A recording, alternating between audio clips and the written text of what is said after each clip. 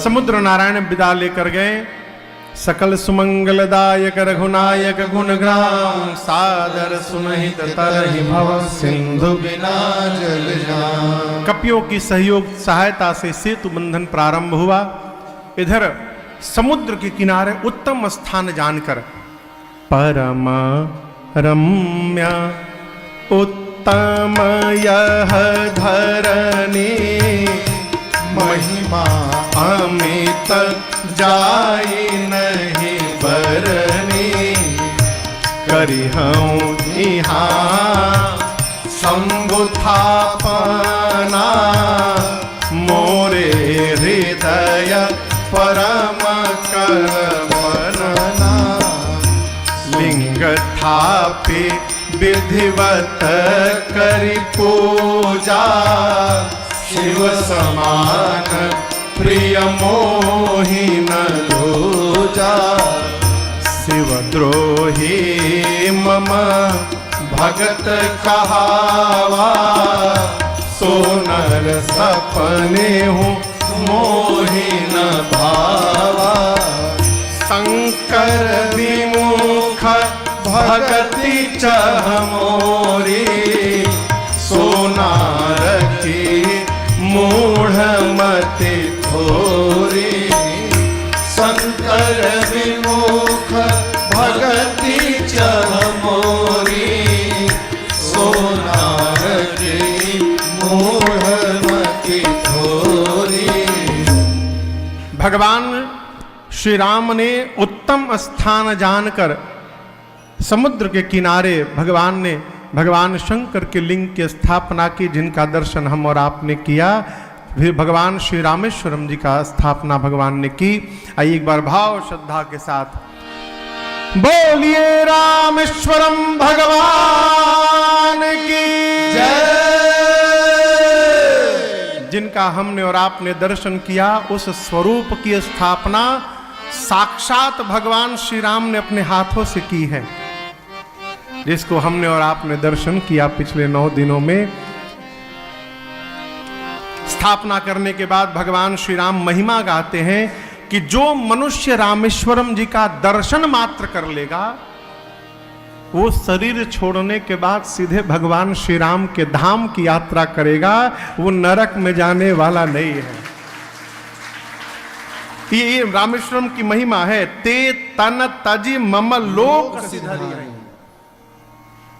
तो इस बात की गारंटी है अब कि हम लोग जब शरीर त्यागेंगे तो हम लोग इधर उधर नहीं जाएंगे, हम लोग साक्षात भगवान श्री राम के धाम जाएंगे। आज इस बात की मुहर लग गई है यहाँ पर। ये राम जी के श्रीमुख वचन है।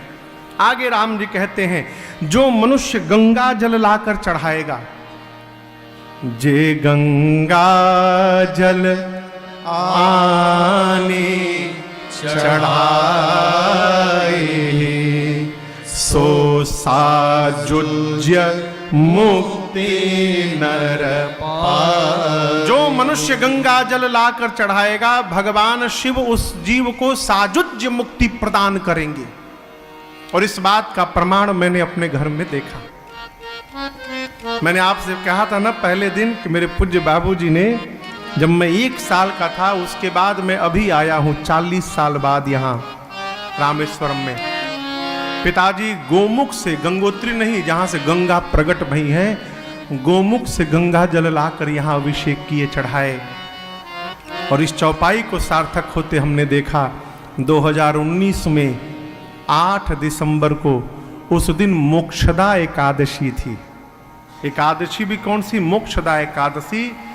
एकदम स्वस्थ पिताजी सुबह 8 बजे हंसते हंसते बोल के चले गए, कोई व्याधि नहीं, कुछ नहीं, और अचानक चले गए मोक्षदा एकादशी को। ये चौपाई चरितार्थ होते मैंने देखा। राम जी कहते हैं, जो निष्काम भाव से छल का त्याग करके रामेश्वरम जी की सेवा करेगा, भगवान श्री रामेश्वरम उस जीव को मेरी भक्ति प्रदान कर देंगे। ये महिमा है इनकी। और जो सेतु बंधन हुआ है कपियों द्वारा, राम जी कहते हैं, जो मनुष्य इस सेतु का दर्शन करेगा वो भवसागर को कब पार करके चला जाएगा उसे पता चलने वाला नहीं है।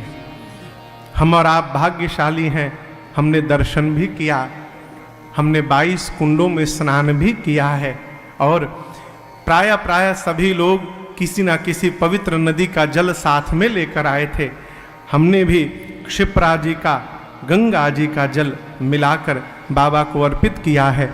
बाबा हमको और आपको सबको स्वस्थ रखें, सबके हृदय में भगवान श्री राम की भक्ति अवतरित होती रहे, यही मेरी भगवान श्री रामेश्वरम के चरणों में बारंबार प्रार्थना है और सविनय निवेदन है। सेतु बंधन के बाद भगवान कपियों के साथ लंका पहुंचे हैं। 1 बज गया, कोई बात नहीं है ना? हाँ ठीक ठीक, चलिए जय जय।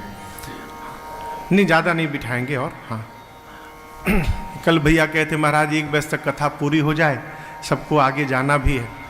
कोशिश तो कर रहे थे लेकिन हो नहीं पाया, कोई बात नहीं, आगे भगवान आगे बढ़े। सुबेल पर्वत की तलहटी में पहुंचे हैं। शांति दूत बनाकर अंगद जी को भेजा गया रावण के पास। आखिरी मौका दिया गया रावण को कि यदि अब भी मान जाएगा तो युद्ध नहीं किया जाएगा, सीता जी को वापस कर दे। राम जी ने अंगद जी से जाते समय एक बात कही थी कि अंगद, रावण से कैसी बात करना, कैसी बात? काज हमार ता सुहित हो, रिपुसन करहु बत कहि सो। ऐसी ही वार्ता करिएगा अंगद जी कि हमारा कार्य हो जाए, वो सीता जी को दे दे और उसका हित हो जाए, मुझे उसे मारना ना पड़े। बिना युद्ध के रावण सीता जी को वापस कर दे। मैं कहता हूं मैं कुछ नहीं बोलूंगा रावण को, मैं चुपचाप यहां से चला जाऊंगा। इसी प्रकार की वार्ता करिएगा। अंगद जी जैसे लंका में प्रवेश किए, पूरी लंका में खलबली मच गई। राक्षस अंगद जी को देख के भागने लगे। भागो, आ गया फिर वही बानर लंका में। उनको क्या मालूम ये दूसरे हैं, उनको लगा कि हनुमान जी महाराज